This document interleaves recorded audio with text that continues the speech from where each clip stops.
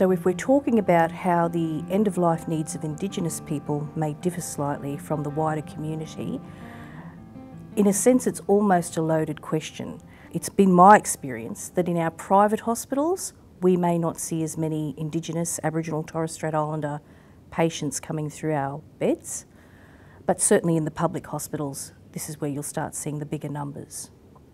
I think for many Indigenous families, patients who are suffering from chronic illness have often carried the burden of that illness for an extended period.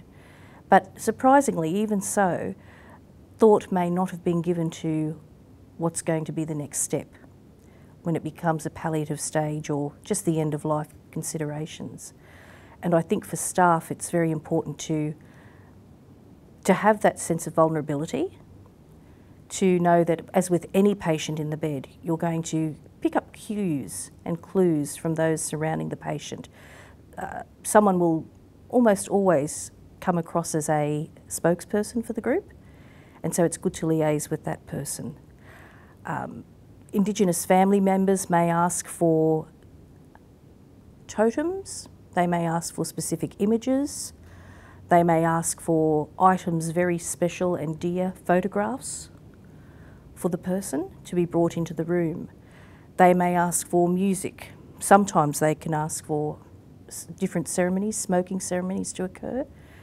But I think it's really important for people to understand that we've got to be led by that particular family in that circumstance. A request may be made. It could be for particular dietary considerations in a specific period towards the end of a person's life. But yeah, to do everything we can to accommodate that.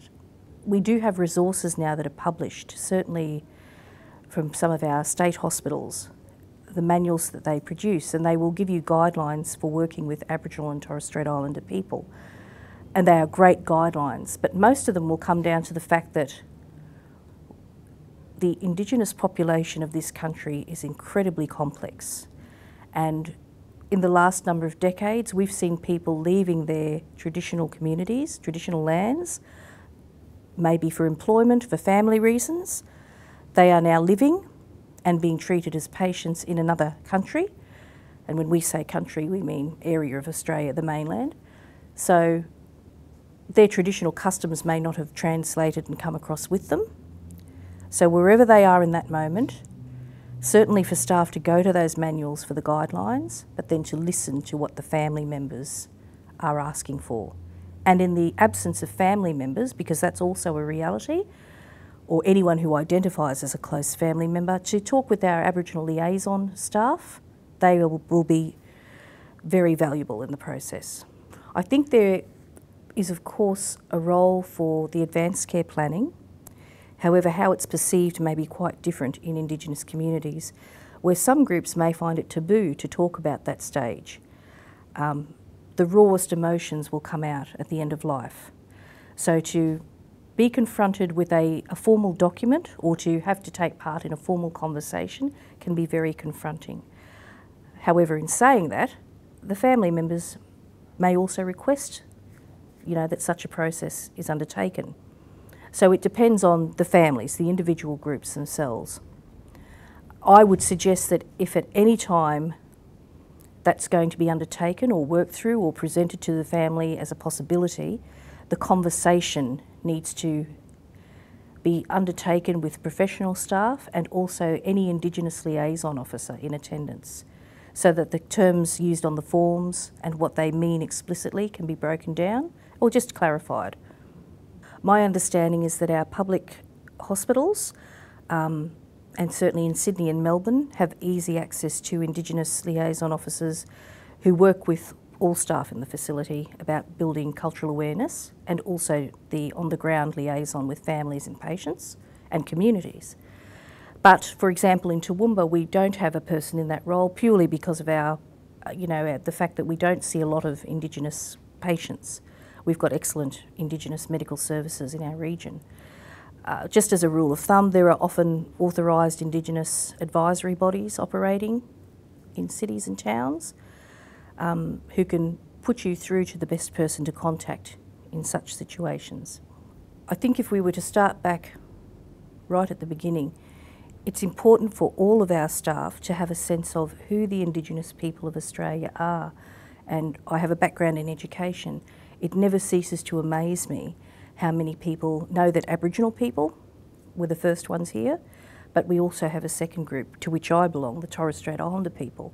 So for a start, we have 2 Indigenous groups, and there are various protocols and sensitivities that go along with that, just to start with.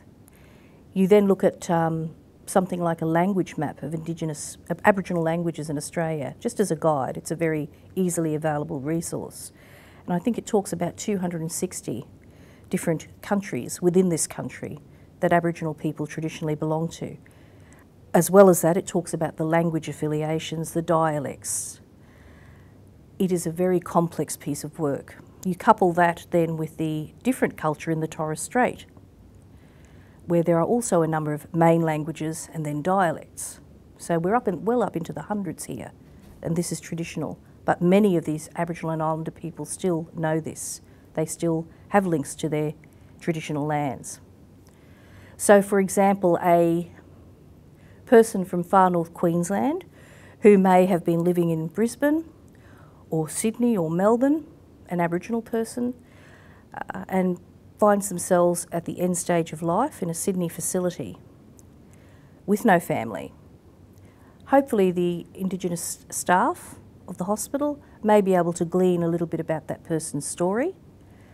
And once they hear that person say, oh, I'm from Weipa, that's my country, or the Daintree, they can immediately start to look at, well, who could be a contact person? Who can we talk to about this? But they may also say, well, there are some general things that we can do while we wait for that sort of information.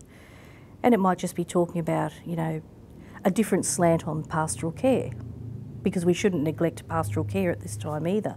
But it may be an opportunity for that patient to tell more of their story. It can be a time for sensitive questions. Would you like us to try and get in touch with auntie or uncle? Or would you like us to leave that? What would you like us to do? To always empower the patient. So I guess the state of play for us today in 2014 is that many of us, you know, the cities, the towns that we work in, we have Indigenous populations. Once upon a time, many of our Aboriginal families would have related to their totems or their community totems. Some of that knowledge, in fact I'd say a great deal of that knowledge, may have been lost due to things like forced removal from families, removal from country. But there may also be a longing in an Indigenous person at the end of their life, and they can't put words around it and they don't know why, but they want to go back somewhere, or they want to see someone one more time, or talk with them on the phone. Families are families. There can be, you know, estrangements, people not talking, but that often comes to the fore at the end of life as well. There are people in community, for example, if I was in Sydney or Melbourne, I'm Torres Strait Islander, but if I were to meet elders, Aboriginal elders, I would meet them as, you know, Mr. Richard Smith, but I would immediately call them uncle. So there's that breakdown of relationships. We go back to the familial. So the older people are, you know, uncle and auntie is a term of respect. If I was in the Torres Strait, I would do the same thing. You may have staff who are confused because they see a whole group of Indigenous people come in and we're all auntie, uncle, cuz, how are you going? You know, sister, what's happening? It's that come back to familial language, and that can be of great comfort. Some contemporary Indigenous people identify with particular totems and have done so all of their lives. And this knowledge has usually been revealed to them, you know, as they've all along the life journey. So the totem can be based on your matrilineal links or your patrilineal links, depending on which community you belong to. It varies across mainland Australia. It can be an animal, and typically is. And the way that's determined, there are different theories on that. But for example, it could be when I was teaching, I had students who would talk about their totem coming into town when they were coming in from out west and being very careful to dodge these animals on the road. And it was, now I can't think, echidnas, that was their totem. So, you know, they'd be late for class, but it was very careful that they didn't hurt any of these creatures. So it's just that understanding. The more you read about it, the more you understand how complex this is. And the other side of the coin is, of course, we have a lot of urban Indigenous people who don't have that connection to land or spirituality. So it's very important we don't go in and say, you know, I understand that you may have a totem, or just be led by the person. They will give you a great sense of, you know, where they stand with this. It may be very uncomfortable for them to have well-meaning people go in and talk about, you know, your tribe, or, you know, I understand you people are so spiritual. This person may not be, because of a whole host of political and cultural matters. They just may not be, and that's okay, but they still identify as Indigenous. The sense that when an Indigenous person is dying, or at that end stage of life, things may have been going along quite smoothly and calmly, but people around that person may get a sense of things are becoming imminent, and you may, you know, the emotions arise.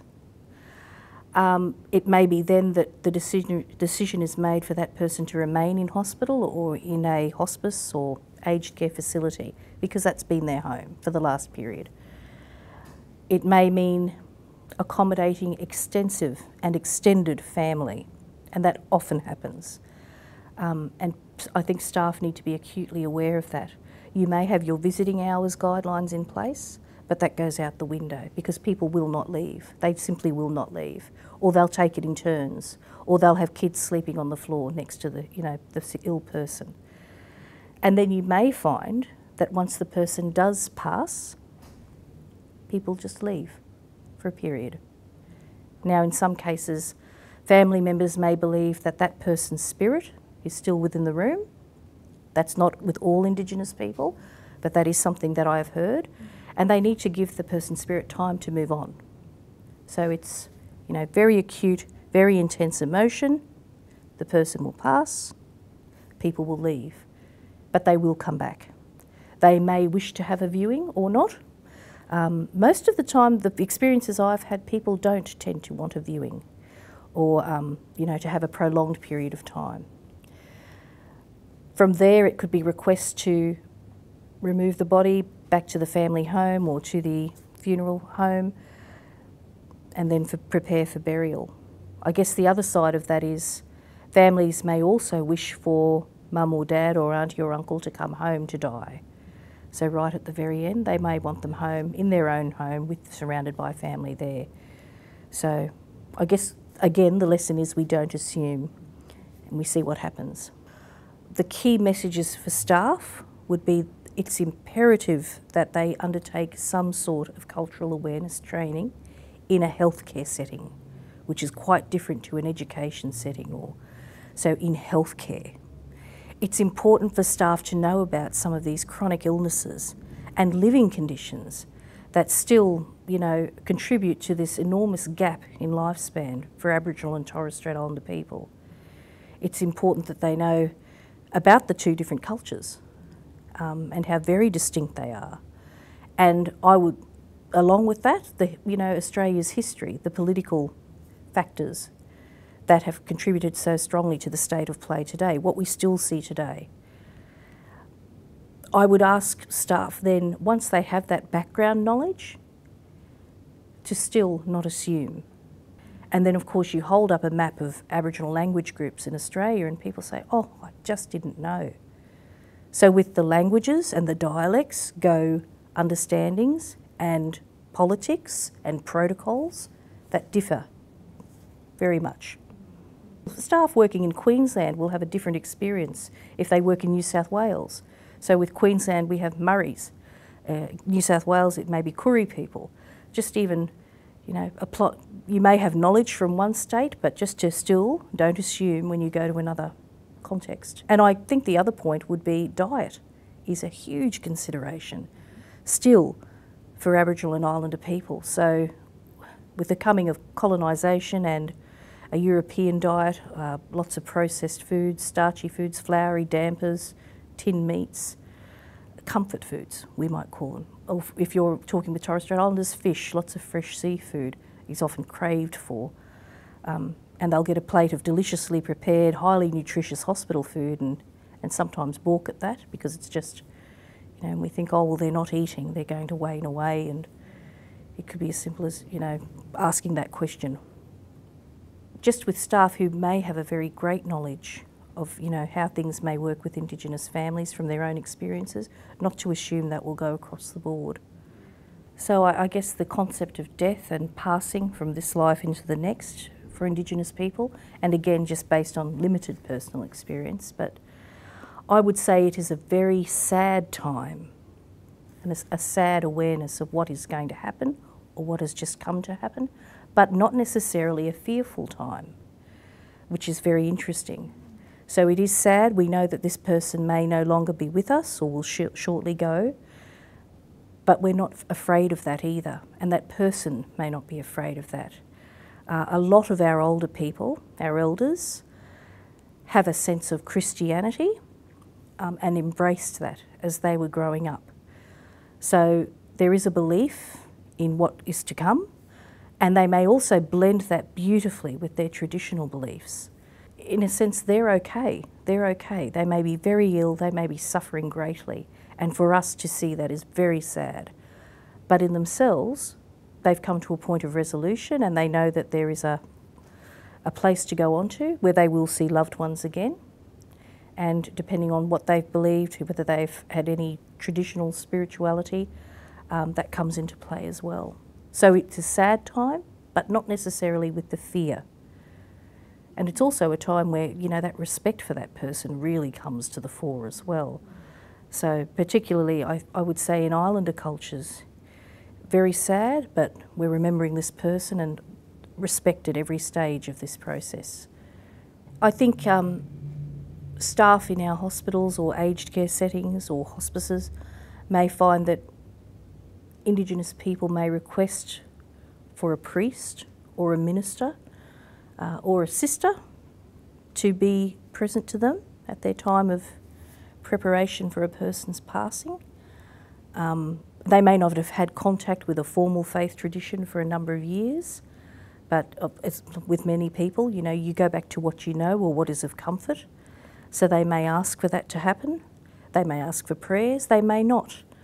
And sometimes it's the people you think who wouldn't want that it's the most important for.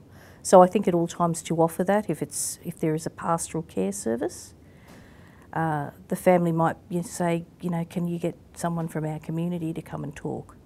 And that can be done, again, through those established community links or through Aboriginal liaison staff that are in attendance, just to have someone present.